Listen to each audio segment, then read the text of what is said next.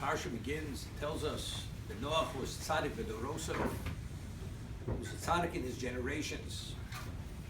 Rashi cites Chazal that there's an argument when the Torah informs us that he was a tzaddik in his generations. Is it l'shevach? Is it to indicate something which is praiseworthy, or is it l'ganai? It's to point out something which is negative. It reflects something negative of his accomplishment. L'shevach, that despite the evilness of the generations, he was a tzaddik, although he had no support system. L'ganai, ilo hoyo b'dorosav shel Avram lo hayonech shel l'klum. If he would have lived in the generation of Avram, he would have considered nothing. Factually, both positions are correct. If he would have been in the generation of Avram, he would have been considered nothing. And despite the negative environment, he was a tzaddik. So if you're able to say the Torah intends to communicate something positive, why say it intends to communicate something negative? Or maybe the Torah is communicating both. They're both true.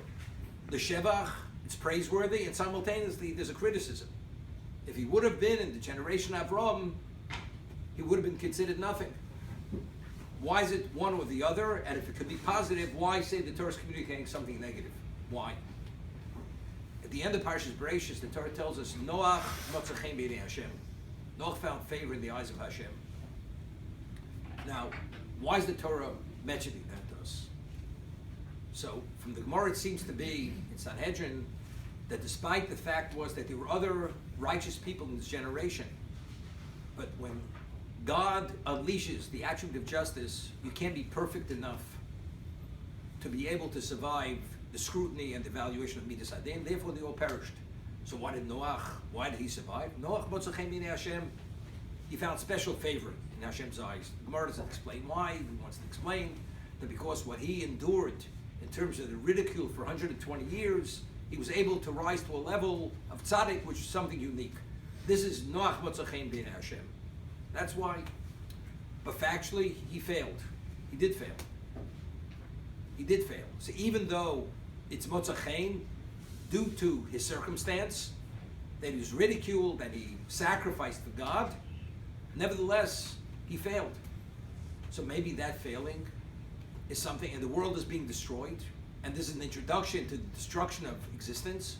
Therefore, it's Dorshan L'Ganai.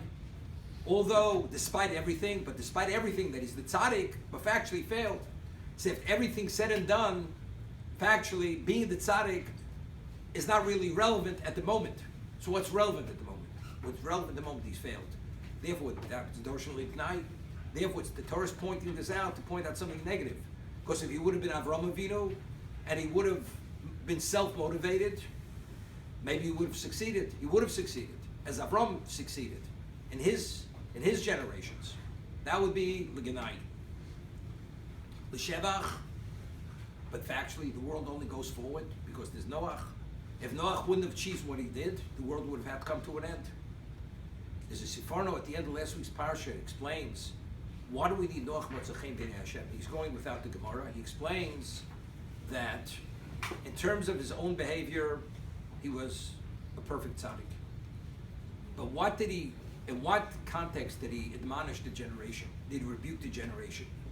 It was only on social behavior. To behave properly, bein odom chavero, but bein odom la'moko, to reprimand them about their beliefs in theology, to speak about why paganism is baseless, that he did not address. That aspect of their failing, he didn't address. He addresses like the chomos, live as civilized, moral, ethical human beings. That's what he addressed. So what Noach motza chen b'nei Hashem?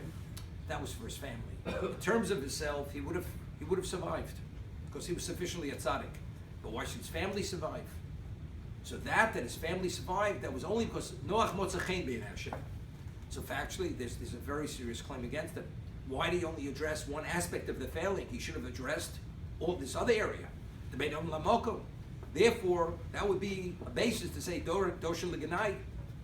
Okay, Dorshan L'Ganai. But it's more leaning because whatever the Torah reveals, you needed the special chen.